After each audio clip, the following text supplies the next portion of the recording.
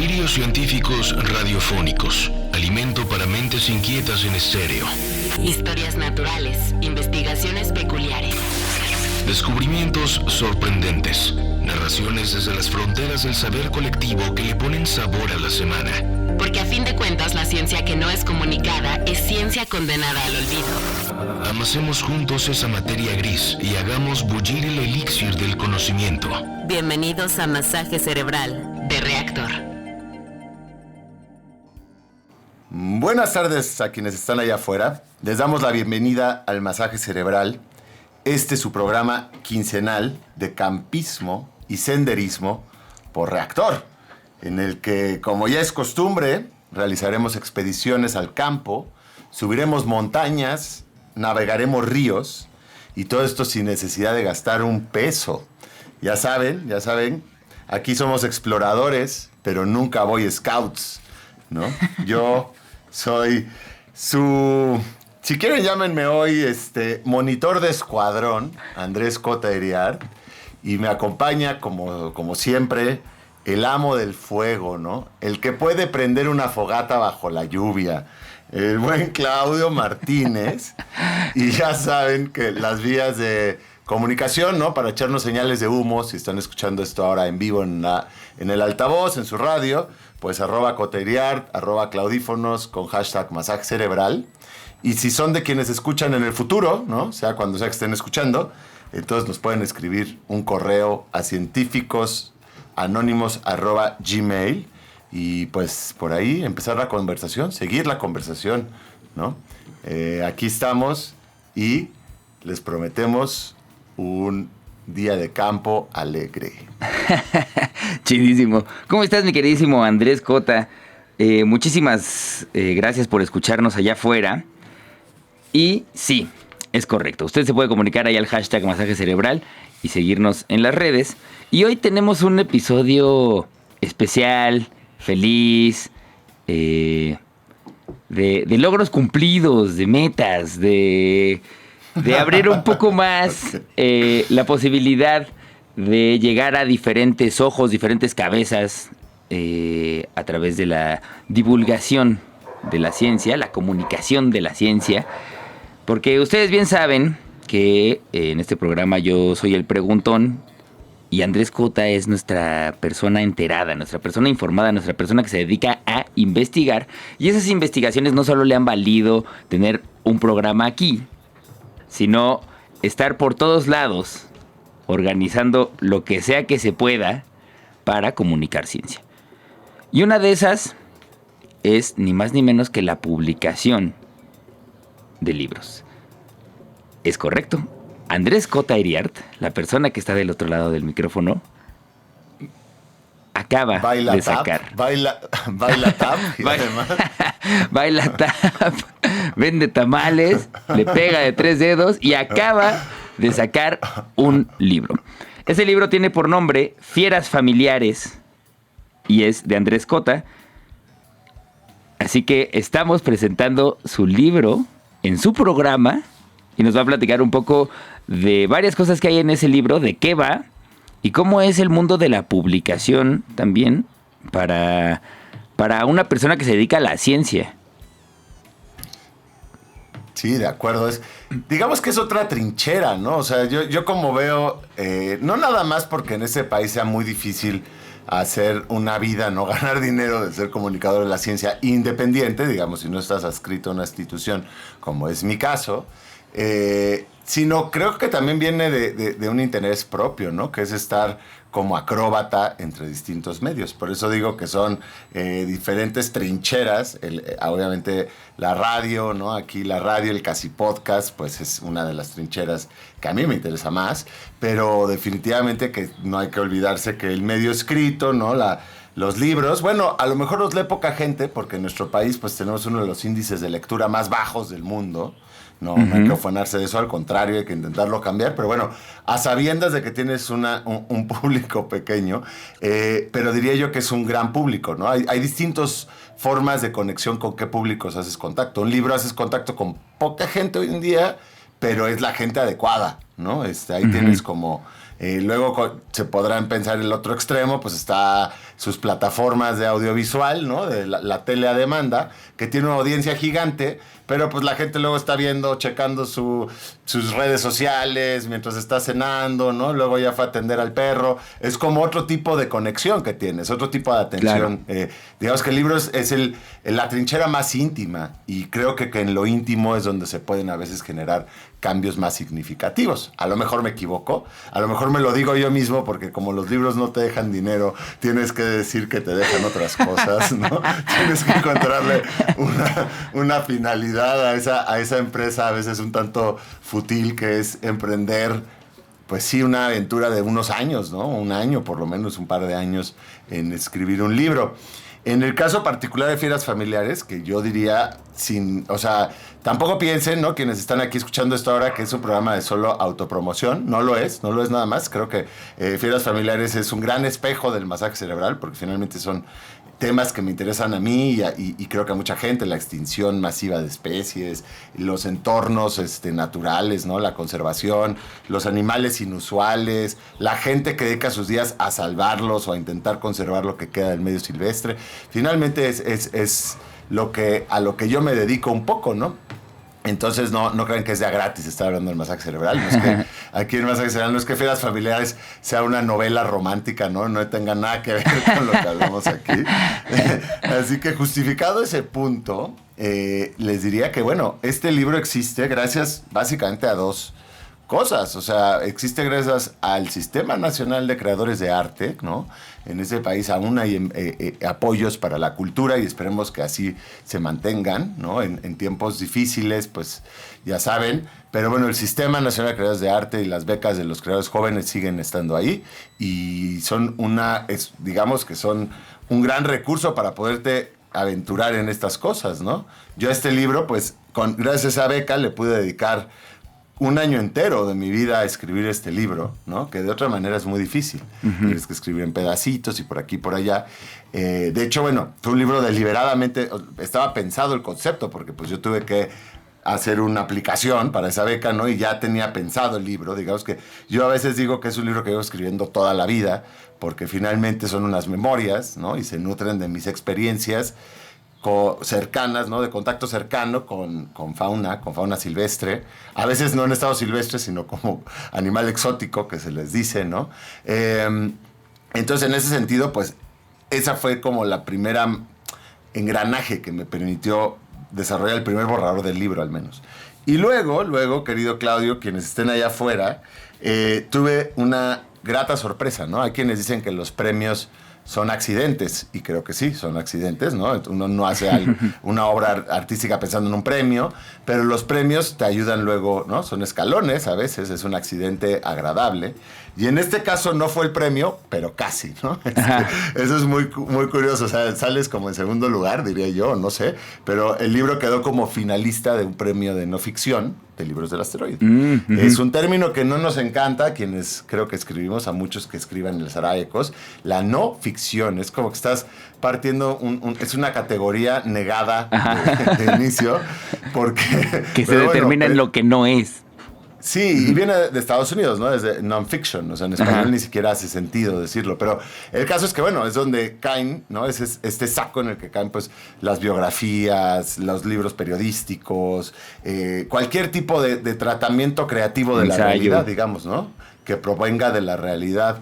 Entonces, este premio de no ficción de libros del asteroide está buenísimo para quienes tengan proyectos en mente, porque no premia el libro final, no premia obra acabada, sino que premia un proyecto. Selecciona un par de proyectos que les parezcan interesantes, claro, con un adelanto, ¿no?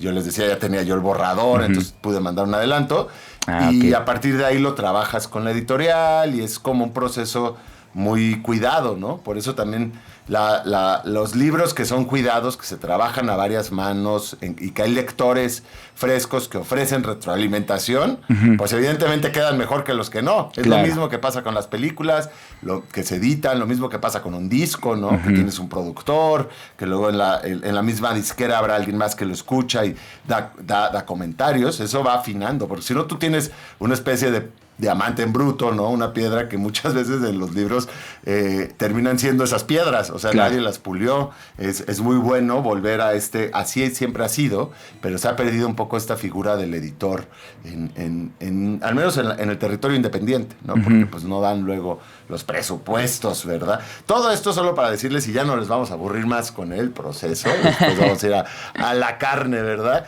Pero bueno, eso, este libro, Fieras Familiares, salió como finalista del primer premio de no ficción de libros del Asteroide y está aquí en librerías en México desde hace unas cuantas semanas. Así que si les hace ecos al ratito, ya saben, pueden estacionarse, ¿no? Su librería de confianza, entrar, pedirlo y leerlo. Ahí está. Y bueno, además es importante que ahorita vamos a seguir hablando del libro, pero ya en la parte carnosita, como bien dice mi queridísimo Andrés Cota, que van a reconocer ahorita que platiquemos de varias cosas que han salido en los masajes, ¿no? Entonces, no se despeguen, están escuchando el masaje cerebral, vayan reconociendo qué cosas ya se hablaron. Y sí, lo que es cierto es que el libro trata muchas cosas a mayor profundidad, para que no digan, ya lo escuché, pues ya para qué lo compro. No señor, no señora, vaya y busque el Fieras Familiares de Andrés Cota. Pero bueno, vamos a nuestro primer corte y regresamos. Están escuchando el masaje cerebral en Reactor 105.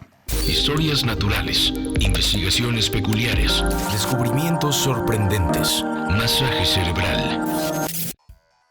Estamos de vuelta en el masaje cerebral. Está con nosotros mi queridísimo Andrés Cota, que nos está platicando de su nuevo libro. Se llama Fieras Familiares. Que digo su nuevo libro porque ya llevas un par de publicaciones, ¿cierto, mi queridísimo Andrés Cota? No es la primera vez que haces un ejercicio editorial. Es el cuarto libro, Claudio, pero es el más ambicioso, ¿no? La verdad, hasta este momento, es más de largo aliento, pero sí, el cuarto. Ok. Perfecto. Una de las cosas más complicadas de un libro, a diferencia de las películas, los discos, las series y demás, es que es más difícil explicar, tal vez, de qué va, como hacer una sinopsis, tratar de dar luz, porque es una expresión en la que te envuelves, ¿no? Un poco lo decías hace ratito. Uno puede estar escuchando un disco mientras hace una cosa, o yo qué sé, escuchar un podcast mientras hace la comida, pero el libro requiere de una atención particular y también es bien difícil decirle te vas a ir a meter a este universo, pero te va a gustar. A lo mejor luego las explicaciones de los libros en pequeños textos son más difíciles que cuando escuchas al autor decirte de qué va. Entonces, ¿de qué va Fieras Familiares, mi queridísimo Andrés Cota? ¿Y cómo está planeado, pensado, dividido, etcétera?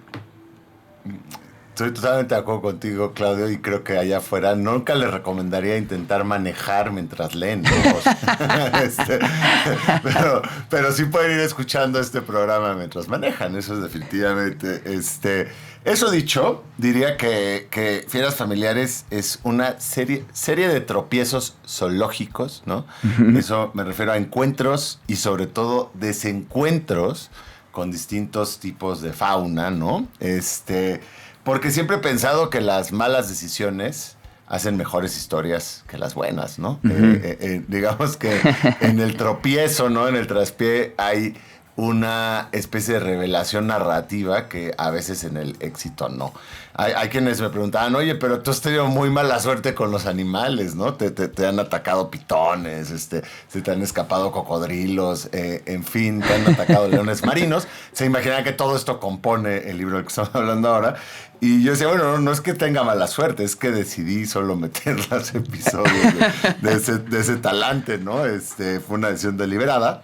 Pero mira, Jorge Comensal, un buen amigo, si estás escuchando esto allá afuera, Jorge, saludos, es también escritor, colega escritor, describe aquí al libro en un pequeño texto que regala para la portada como un ornitorrinco, ¿no? Y me parece muy atinada su manera de decir que este libro es un ornitorrinco porque es un libro que se apropia como de elementos de distintos territorios narrativos, como el ornitorrinco pareciera, ¿no? Robarse el pico del pato, la cola del castor, ¿no? Ya saben, las patas palmeadas, y además pone huevos, pero es un mamífero, es como una quimera.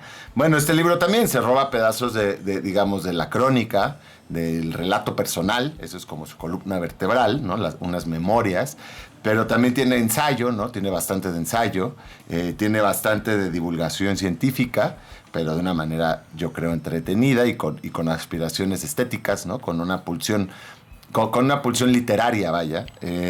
Y también hay hasta pequeños guiños poéticos, ¿no? Eso es muy bonito cuando tú estás haciendo un proyecto creativo, ¿no? Artístico, que es que puedes poner las condiciones que tú quieras, ¿no? Entonces hay momentos como que me gusta hablar del medio natural con cierta alusión poética, pero a lo mejor dentro de las crónicas, dentro de los relatos, sonaba forzado, a veces, ¿no? O sea, puede ser momentitos, ¿no? Puede ser pequeños como guiños, pero yo en mi estructura, pues dije, pues bueno, es mi propio libro, ¿no? Al fin de cuentas puedo hacer lo que yo quiera, ¿no? Entonces me inventé una estructura que viene como en triadas, o sea, cada capítulo, digamos, cada capítulo del libro viene acompañado por 2 entradas previas, y una de ellas es un texto bastante poético, ¿no? En el que me di la libertad de hacer con el lenguaje algo más, hay quien diría puede ser cursi, pero yo no creo que sea cursi, o sea, creo que nada más le da una entonación emotiva, ¿no? Emocional, que me parece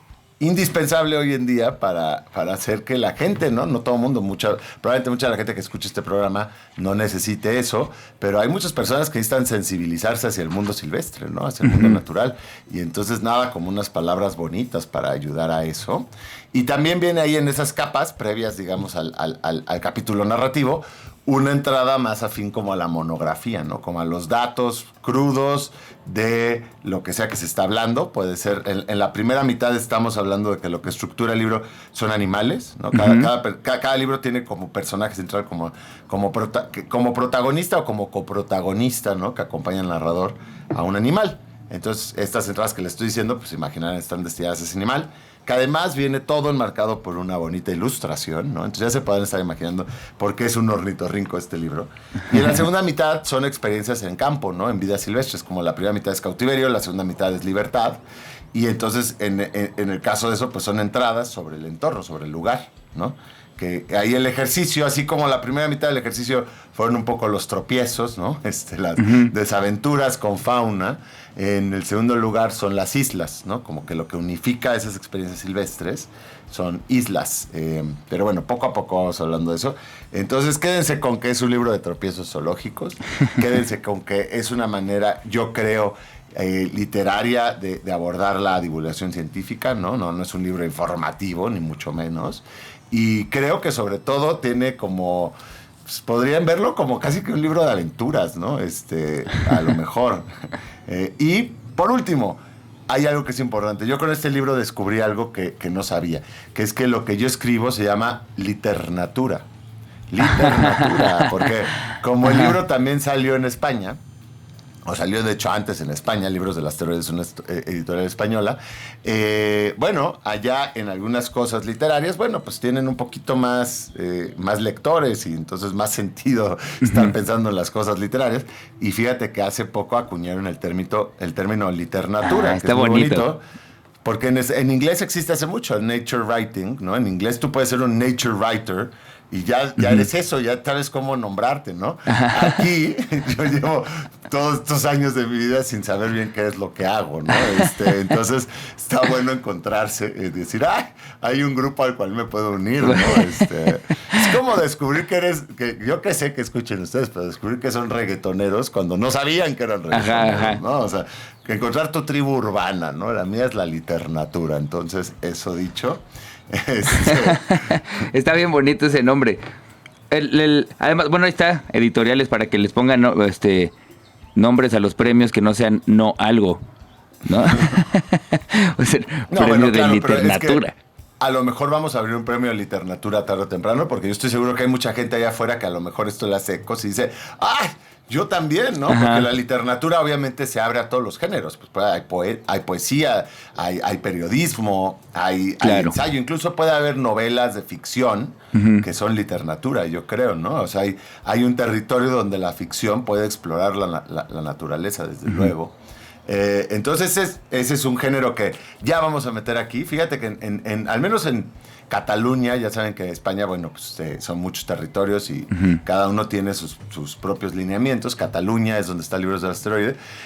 Ya se está usando en las librerías. Ya lograron que en las librerías haya su sección de literatura. Ah, qué chido. Que está increíble. Es lo que a mí siempre es lo que más me ha gustado a mí leer siempre, ¿no? Yo la verdad es que crecí leyendo muchos autores anglosajones y algunos franceses traducidos al inglés. Cuando uno lee inglés, cuando escuchas inglés, cuando sabes inglés, pues se te abre mucho el mundo porque al español se traducen no todas las cosas. Entonces yo siempre pues tuve muchos ojos puestos en este género en el que convergían muchas voces de zoólogos, escritores, botánicas, escritoras, ¿no? De todo, psiquiatras, incluso. Yo casi que metería los libros de Oliver Sacks dentro de la literatura, porque pues el animal es no, el humano es un animal más, somos un animal más, claro. Un animal interesante. En fin, entonces miren, ya les revelamos, no hemos hablado casi nada del libro en concreto, pero ya les dijimos que existe la literatura, ¿no? Exacto. Por ejemplo, a lo mejor no lo sabían. Y ya en un futuro les platicaré, por otro lado, de otra trinchera que estamos empezando a planear, que es un festival de literatura aquí en México. Ah, ole. ¿No? Ya sabiendo que existe el género, bueno, pues hay que echarle ganas. Está buenísimo. Equipo, ¿no? Sí, es como, sí, es neta descubrir que tocas funk y decir, yo hago funk y ese género existe, hagamos un festival con más funkeros, ¿no? Hagamos Está buenísimo. un hoyo funky, ¿no? Exacto. Como en los 70. Así es, mi querido Claudio. Espero que esto les esté llamando la atención, les esté haciendo ecos. Y para quienes acaban de llegar, quédense, porque en la segunda mitad vamos a hablar ya. Ahora sí entrar a la carnita de lo que... Vamos a desmenuzar. De los episodios, sí. Eso. Sí. Vamos y volvemos, están escuchando Masaje Cerebral aquí en Reactor 105. Ciencia que no es comunicada es ciencia condenada al olvido. Esto es Masaje Cerebral. Bueno, pues aquí les damos la bienvenida a la segunda mitad del Masaje Cerebral. Ya saben, acabamos de pasar el cenit del programa.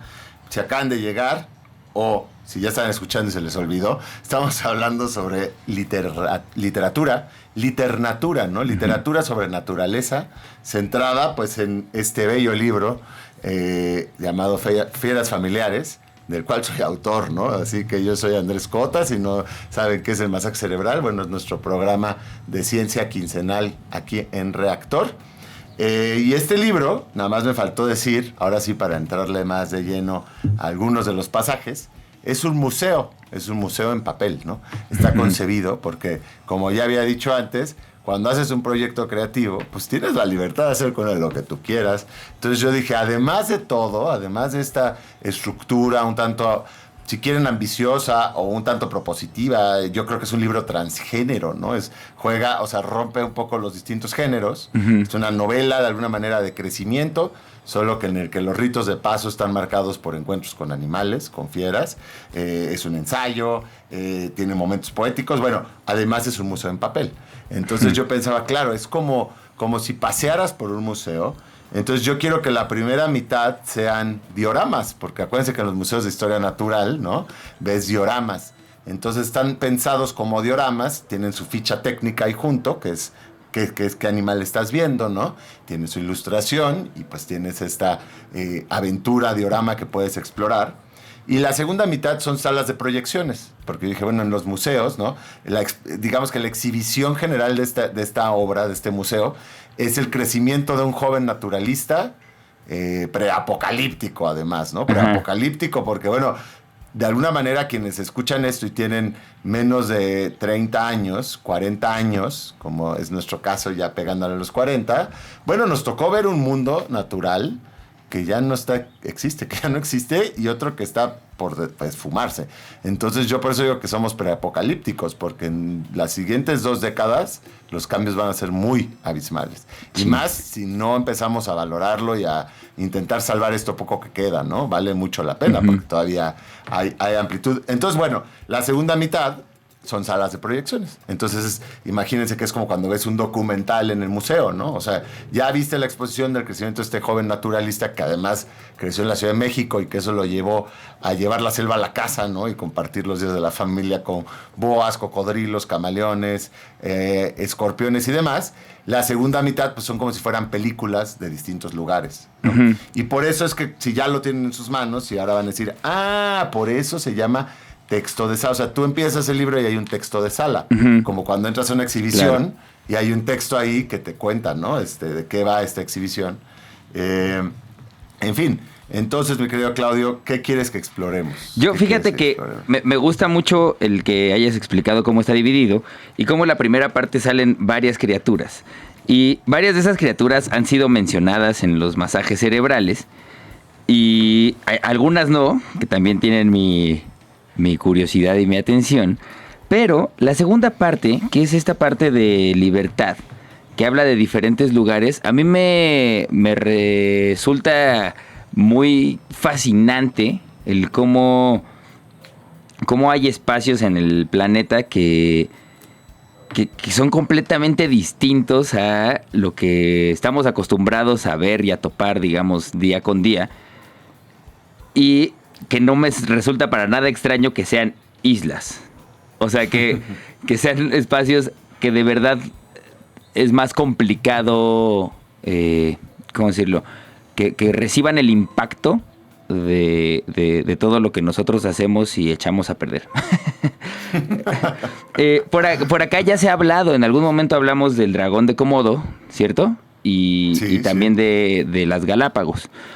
Pero también hay ahí mismo en ese espacio hay otras islas que me parecen fascinantes. Sí siento que son otro planeta. Entonces, me gustaría que platicáramos un poco de eso. De entrada, de por qué por qué son islas y si tiene que ver con eso. Y pues, platícanos por qué escogiste esas islas en todo caso.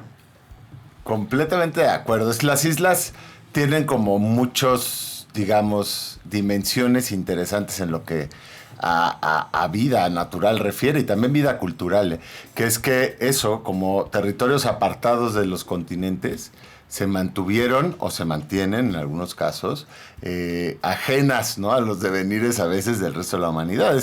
Fueron las últimas fronteras en las que está entrando la globalización. Ahorita ya está entrando, ¿no? Esto es lo que les decía, en las últimas 2 décadas el mundo ha cambiado muchísimo y en las siguientes 2 va a terminar de asentarse ese cambio, ¿no? De esta globalización, cuando decimos globalización, estamos diciendo globalización en estilo de vida occidental, ¿no? Claro. Y cuando decimos occidental, estamos diciendo un estilo de vida sobre todo a la usanza de Estados Unidos y de algunos países europeos. Es brutal, porque sí. Es una hegemonía cultural que nos invade y que a veces ni cuenta nos dimos, ¿no? Porque ya saben que cuando estás en una tina y empieza a subir la temperatura grado a grado, ¿no?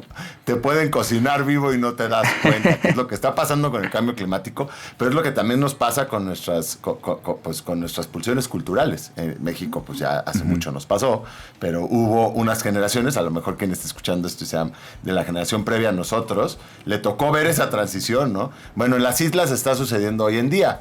Algunas también, como son islas y son territorios, digamos, acotados por naturaleza, también las puedes proteger más, si es que lo quieres hacer, ¿no? Las Galápagos, pues pueden escuchar el episodio entero de Galápagos que tenemos, del archipiélago, pues es una reserva natural desde hace muchos años y se ha cuidado, y no quiere decir que no haya población humana, sí hay algunos centros de población, pero hay varias islas que se han dejado imperturbadas, ¿no? En el mejor de los estados posibles, y entonces deliberadamente se le mantiene como es un mundo aparte, como tú bien señalas aquí, Claudio. También, por otro lado, las islas son laboratorios biológicos, ¿no? También son un mundo aparte, porque en términos evolutivos son un mundo aparte. O sea, sobre todo estas islas volcánicas, como las Galápagos, como también hablo aquí de Isla Guadalupe, aquí en México, y varias de las islas de Indonesia, son territorios que llevan muchos millones de años separados del continente. Entonces, la vida que llegó ahí, que los colonizó en algún momento, los taxones que lograron llegar ahí, pues van variando, ¿no? Con el tiempo, tienden a especiar, tienden a ser distintos, ya no solo de los del continente, sino de los de la isla de al lado. Eso se menciona ahí. En las Galápagos tú no encuentras tortugas gigantes nada más. Encuentras 13 especies de tortugas gigantes, ¿no? Cada una distinta a la otra, lo cual es interesantísimo. Wow. Entonces es eso, un mundo aparte en su propia concepción, creo, y un mundo aparte en términos culturales, porque se ha mantenido alejado. Muchas de las, dos o tres de las islas mencionadas en el libro, o exploradas en el libro, son en Indonesia, ¿no? Bueno, una es Malasia, ¿no? Que es Borneo, que tiene un pedazo de Malasia, un pedazo de Indonesia. Pero bueno, digamos que es el archipiélago indonesio del sur asiático, entre el sur de Asia y Oceanía. No es completamente casualidad. Es porque Indonesia yo creo que es una nación archipiélago, ¿no? Son 13,000 islas, pero es una de estas últimas fronteras donde está entrando la globalización ahorita tremendamente. Hasta los años 90, 80 era bastante genuina como siempre había sido. Ahora ya está cambiando, ¿no? Wow. Y por eso sigue siendo muy interesante. Tú sigues encontrando en Indonesia muchas islas en donde se mantienen tradiciones culturales antiquísimas, ¿no? Como Papúa Nueva Guinea, donde hay un montón de dialectos, ¿no? Y donde todavía hay mucha biodiversidad, porque no se han explotado sus recursos, ¿no? Con la hazaña que en otros lados. Claro, son pasajes tristes también, porque nos toca ver cómo cambia eso. Borneo, en los años 80, cuando fue Redmond O'Hanlon, yo en este libro lo que hago mucho en las exploraciones es que tiendo diálogos con obras previas, ¿no? Entonces, Redmond O'Hanlon fue en los 80 a Borneo y dejó un libro maravilloso que se llama En el corazón de Borneo.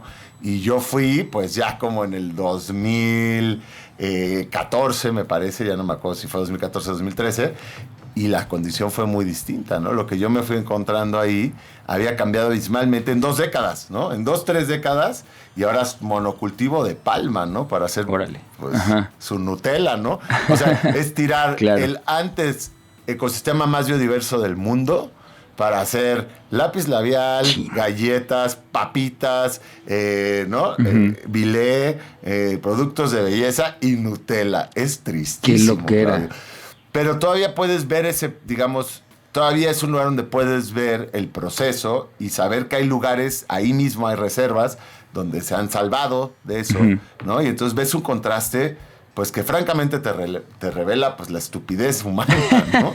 O al menos de nuestro sistema económico, porque finalmente lo que nos lleva a hacer todo esto es el sistema económico capitalista que transforma en recursos a la naturaleza. Sí. Que vemos a la naturaleza como mercancía. Sí, claro. Lo cual ya te habla de dónde viene el problema, es algo filosófico casi. De dónde estamos torcidos.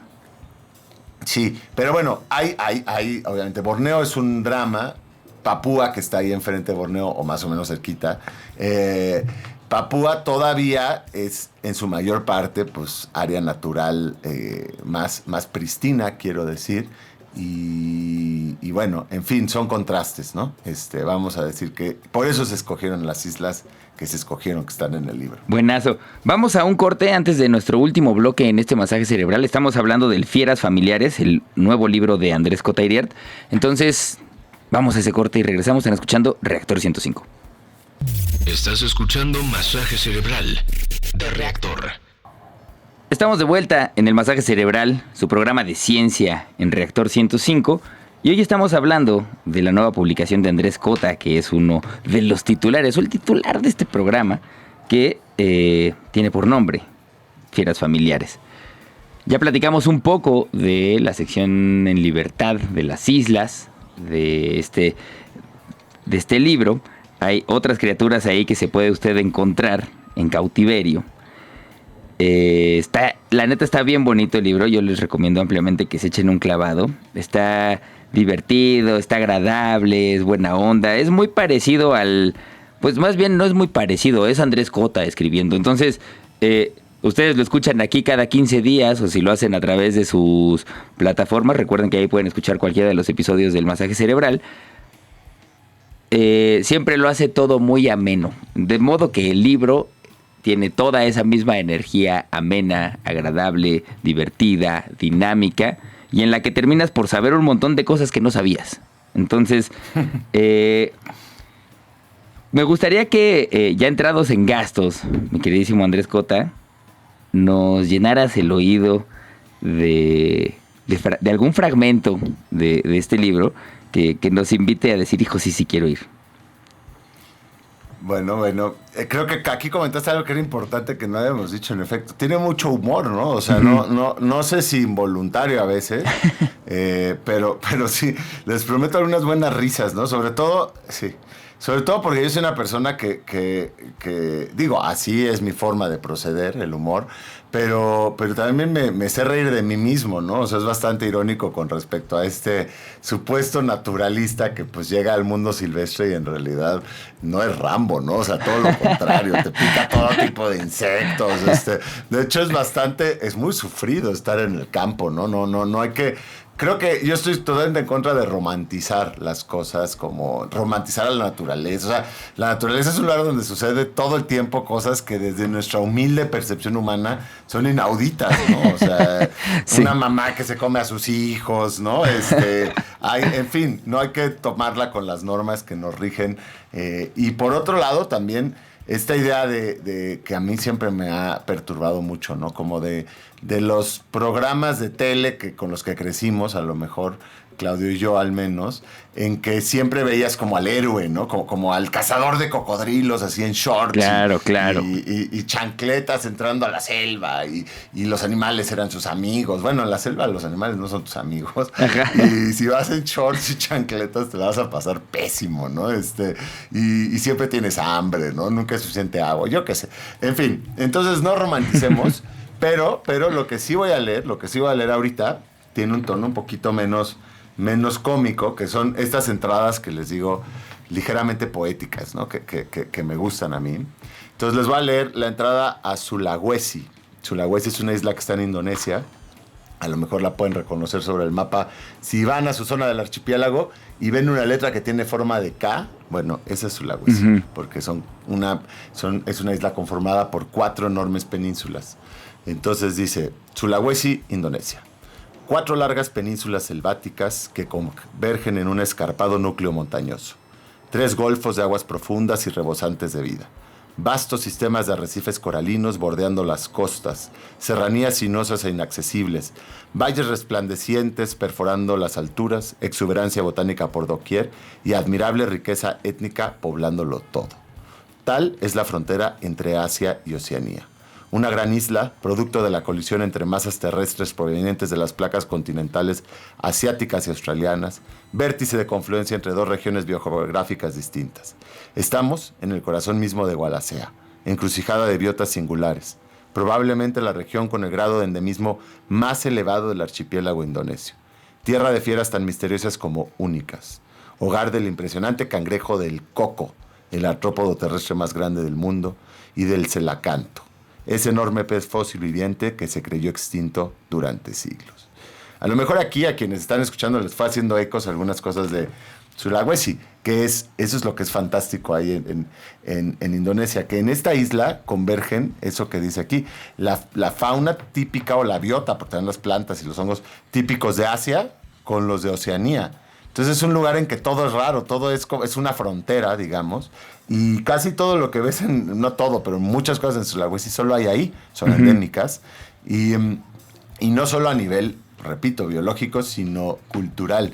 Ahí se habla un poco en este pasaje de un lugar que se llama Tona Toraja, la zona de Toraya, que tiene los rituales funerarios, Claudio, más locos que te puedas imaginar. O sea, aquí pensamos, ¿no?, que nuestras tradiciones de Día de Muertos, que son muy bonitas y todo, definitivamente son llamativas y hermosas.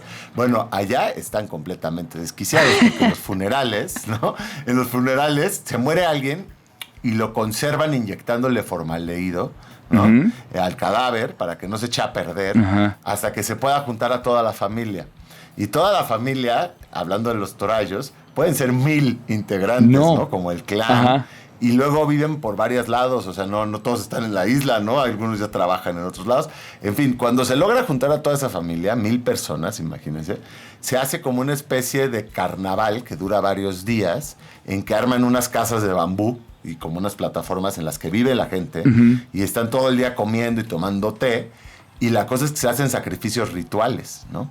Depende cuánto dinero tenía, ¿no?, el difunto, Ajá. como se imaginarán. Así como aquí se hacen las velas, ¿no? Y la vela, que tocan música y dan tamales. Sí, y, sí. Bueno, depende en dónde estén del país, qué tan desmedidas son esas borracheras, ¿no? Pero ahí, imagínate que es una semana y que el primer día sacrifican puercos. Y a veces esos puercos pueden ser un sacrificio de 120 puercos. Órale. Y lo hacen de una manera escénica. Tú lo ves, o sea, la gente está viendo eso. Y eso es lo que te dan de comer. Al día siguiente sacrifican búfalos de agua. Y tú no sabes lo que es o sea, que sacrifiquen 100 búfalos de agua, ¿no? Wow. Dura varios días. Y se dice que hace un siglo sacrificaban humanos también, ¿no? ¡Sas! Hace unos siglos. En fin, eso es Sulawesi, ¿no? Hay como esas expresiones culturales. Ya hoy no sacrifican humanos, pero que son muy interesantes, definitivamente. Y ahí también estuvo Wallace, que Wallace fue Alfred Russel Wallace, aquí lo menciono. Esa historia es brutal porque a veces se le llama el segundo padre de la evolución, ¿no? Es Alfred Russel Wallace. Llegó a la teoría de la evolución natural por medio de selección natural al mismo tiempo que Darwin.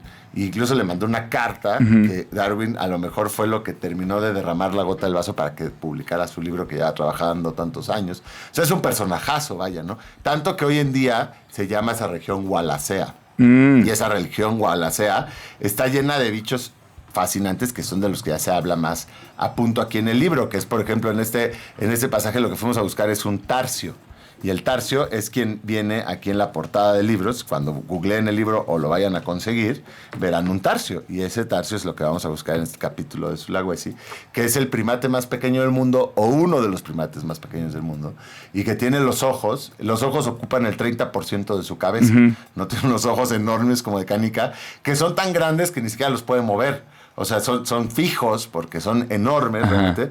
Y entonces compensa moviendo el cuello como si fuera un tripié que da vuelta de 360 grados, ¿no? Entonces se pueden imaginar este pequeño Jedi, ¿no? Además son súper ágiles, pueden saltar muchas veces su tamaño. Es como si los humanos pudiéramos saltar 30 metros, así de la nada dar un salto de 30 metros. Bueno, estos pequeños eso pueden hacer.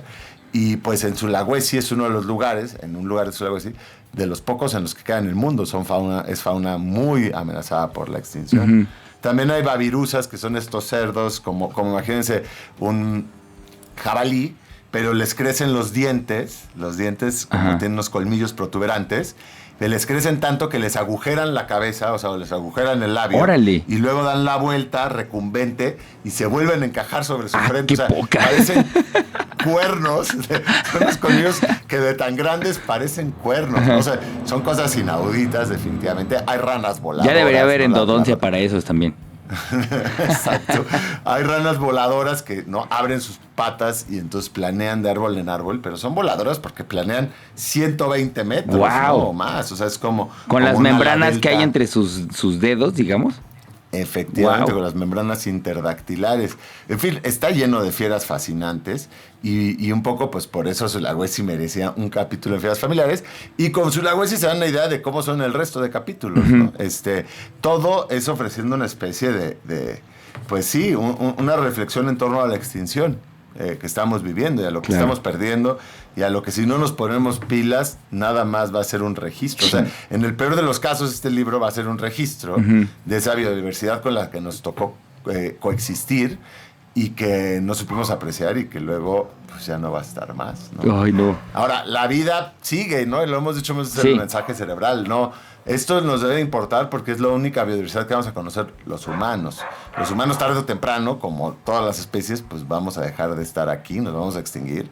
Y la vida seguirá, se va a reinventar, ¿no? Volverá a radiar, se recuperará, si quieres, este asteroide que está explotando desde dentro, ¿no? Que es la humanidad. Pero bueno, me queda decir, es importantísimo que este libro lo presentamos en vivo muy pronto y que quienes están escuchando esto, sobre todo en el radio, podrán venir a la presentación, porque la presentación es el 30 de julio. Sábado 30 de julio. Decidimos hacerlo en sábado para que sea una tardeada que se extienda un poco hacia la noche, ¿no? Para que sea festiva y para que puedan venir, porque mucha gente, pues, entre semana le cuesta trabajo. Es ¿no? correcto. Lo entendemos. Pero sábado en la tarde no tienen ningún tipo de excusa, ¿no? Ajá. Es Sobre todo con tanta antelación, ya se les está avisando.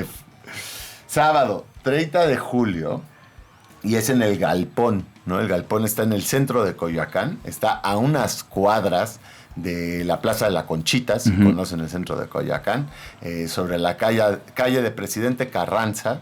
Y el número exacto se los va a deber, pero es como 130, se los va a decir. No me acuerdo yo tampoco. Es 131, aquí lo tengo ya, mira. Presidente Carranza 31B. 31B. Y les digo, esto es a media cuadra de la Plaza de la Conchita, Coyoacán. A las 6 de la tarde lo van a estar presentando nuestras queridas, no solo mis queridas, nuestras queridas Alejandra Ortiz Medrano y Leonora Milán, que tienen su programa, su podcast Mandarax. A lo mejor quienes escuchen esto también conocen Mandarax, que son muy divertidas. Muy divertidas. Y entonces vamos a estar cotorreando el libro y luego va a haber también ahí pues, un poco de fiesta, va a haber firma de autógrafos y ya saben, buena onda y diversión. Entonces quedan más que convidados. Ahí está. Convidadas. Mi queridísimo Cota, muchas felicidades por este libro. Ahí estaremos este 30 de julio, ahí en el galpón. Láncense para que se hagan de sus fieras familiares, para que puedan cotorrear un poco ahí con mi queridísimo Andrés Cota. Le pidan que les raye su libro. Y nada, pues muchísimas gracias, carnal. Muchas felicidades por esta publicación. Y ahí nos estaremos viendo.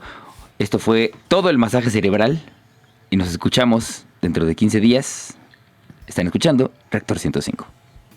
Esto fue todo el masaje cerebral por hoy. En la siguiente emisión continuaremos alimentando las mentes inquietas de la radio pública A través de Reactor